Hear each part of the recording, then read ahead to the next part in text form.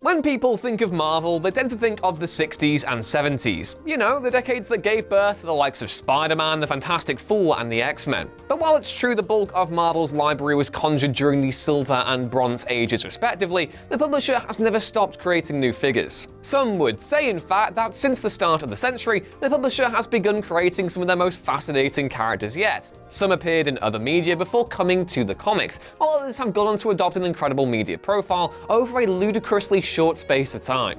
They're a testament to the fact that the House of Ideas is deserving of its namesake. So, I'm Ewan, this is What Culture Comics, and here are the 10 best Marvel characters introduced in the 21st century. Number 10, Cosmic Ghost Rider. Donny Cates is doing great things at the moment. Hot on the heels of a lauded stint on Venom, one which has recently given way to the bonkers and yet ever so brilliant Absolute Carnage, the writer has carved out a niche working in the cosmic corners of the Marvel Universe. He's done Guardians of the Galaxy, but before that there was also Thanos, a series all about the Mad Titan that introduced a new Cosmic Ghost Rider. Boasting a sci-fi metal look and a space bike complete with molten chains and stuff, Cates eventually revealed that this version of the Spirit of Vengeance was Frank Castle from an alternate dimension. He has the power cosmic, the abilities of the Spirit of Vengeance, and is partial to the odd cocktail. Oh, and his backstory of being driven mad by eons of loneliness after Thanos kills the Earth, making a deal with Mephisto and then becoming Galactus' herald is all wonderful stuff. Here's hoping we get to see more of him in the years to come. Number 9, Bob, Agent of Hydra.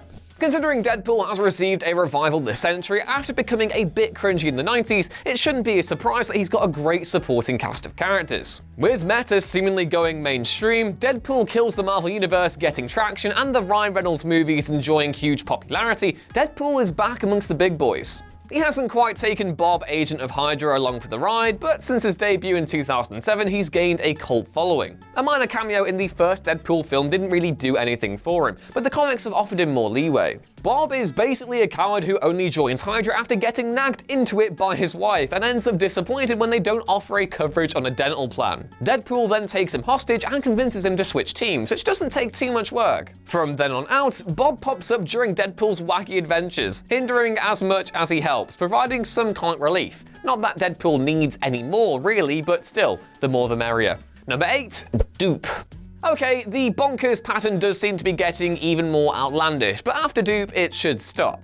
Just limboing into the century with a 2001 debut, X-Men's Dupe is a gloriously ridiculous character. He looks like a floating bogey with arms and eyes and communicates in his own language complete with a Grawlic script. Occasionally this has a bit of an I Am Groot feel to it, where context clues give away the meaning, but at other times it's just gibberish. He goes in for a lot of gross out humor, using his mouth as a Mary Poppins handbag style storage space. He once caused his teammates to be sucked into his mind by popping a pimple too. Not really for the faint-hearted, this one. Either way, he's just a lovable goof, and even then, a lot of his fellow X-Men would disagree with the lovable part. It's easy to see why some are put off by him, and he's never even threatened to offer character depth. Still, he brings entertainment in spades, and the stories he's in just wouldn't be the same without him. Number 7, Kate Bishop. Kate Bishop has only been around for the last decade, but in that time she's led 2 superhero teams and is still growing stronger. With the character set to feature heavily in the Disney Plus Hawkeye show, she's a star in the making and her stock could skyrocket in the next 5 years. Working under the guidance of Clint Barton, himself a popular if not underappreciated character, taking up the Hawkeye moniker, Bishop debuted as the leader of the Young Avengers in 2005. By 2018, she'd taken up the reins of the new West Coast Avengers too, following in her mentor's footsteps. Bishop is straight as an arrow and has a bit of an every woman thing going on. That makes her an ideal candidate to carry narratives, but some of the more superfluous eccentric characters might be more popular despite less page time. Number 6, X-23. The X-Men are one of the most common routes for new characters to take, as the mutation backstory is easily the most malleable origin. Of all the mutants introduced this century though, and there's a surprisingly large number, X-23 stands tall as one of the best. X-23 though is intrinsically linked to Wolverine, and more than handles herself in his company. A visceral, often violent character, Laura Kinney has been a fascinating addition to the X-Men comics. When Logan's relied on brute force through most of his existence, X-23 brings a bit more acrobatic grace. There's no cost to the blood spilled from her change of styles though. As Wolverine's clone/adopted daughter/successor, her storyline has gotten a little messy over the years, with her taking the title of Wolverine in 2015 before reverting back to X-23 3 years later. She's synonymous with quality though, and continues the tradition of characters being introduced to the comics after appearing in a cartoon, going on to have stellar careers on and off the page. Also, shout out to Honey Badger, Gabby's cool AF. Number 5, Jessica Jones. Back at the turn of the century, writer Brian Bendis was everywhere at Marvel. His stint on Daredevil was particularly impressive, but the writer also received praise for another entry in Marvel's Max imprint, a comic called Alias, all about superpowered private investigator Jessica Jones. Jones is a curious character simply because it feels like she's been around for much longer, but that's sort of a testament to how effortlessly she's slotted into the mainstream Marvel universe. Now, several comics and a Netflix series later, and she's considered an icon of Marvel's street-level contingent. Heck, she and Luke Cage can even lay claim for being Marvel's best power couple. Seriously. Number 4, Wiccan. Wiccan just edges it ahead of X-23 in the mutant stakes, and although he's not a major character, he's been able to shine with every appearance. He's kind of the opposite of Kate Bishop in that way, as his lesser status has allowed Marvel to stretch him more, less restricted by narrative duties. A member of the Young Avengers, most of Wiccan's best work comes in offshoots from the main storylines. This includes discovering he's Speed's brother, working with Speed to find Scarlet Witch, their mother, his blossoming relationship with Hulkling, and generally just struggling with his powers. This last one is particularly important as lots of modern heroes get thrown in at the deep end with lightning-paced stories. Wiccan, though, slows things down as we see him coming to terms with his own mutation. His design also takes the stuff which works on his mother while ditching what doesn't to give him an ethereal, understated look. Despite being Vision's son, there's more of Thor in this aesthetic, but those flourishes really tie the look together. Number 3, SpiderGwen. SpiderGwen possibly contradicts the only new characters rule, as Gwen Stacy has been around since 1965.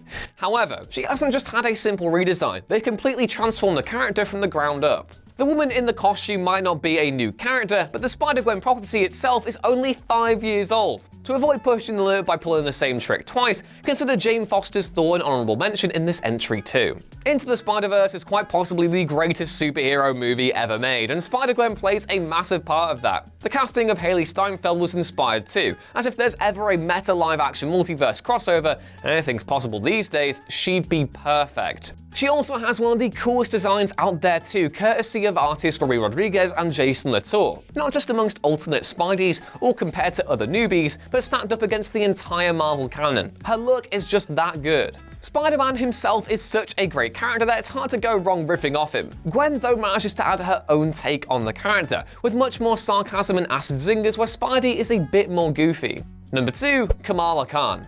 Kamala Khan first appeared in Captain Marvel in 2013 before debuting in her own solo story and taking up the mantle of Ms. Marvel a full year later. Since then, she's had a huge cultural impact. She's an important figure, one of only few Muslim superheroes in mainstream comics, and a wonderful character in every sense of the word. G. Willow Wilson's Ms. Marvel series is one of the best of the last decade. While the art style is gorgeous and the grounded teen girl story played against her outlandish and big in power is note perfect too. Today, Khan keeps moving from strength to strength, and with a TV show now on the way too, it seems as though the only way is up for the House of Ideas' newest champion. And number 1, Miles Morales.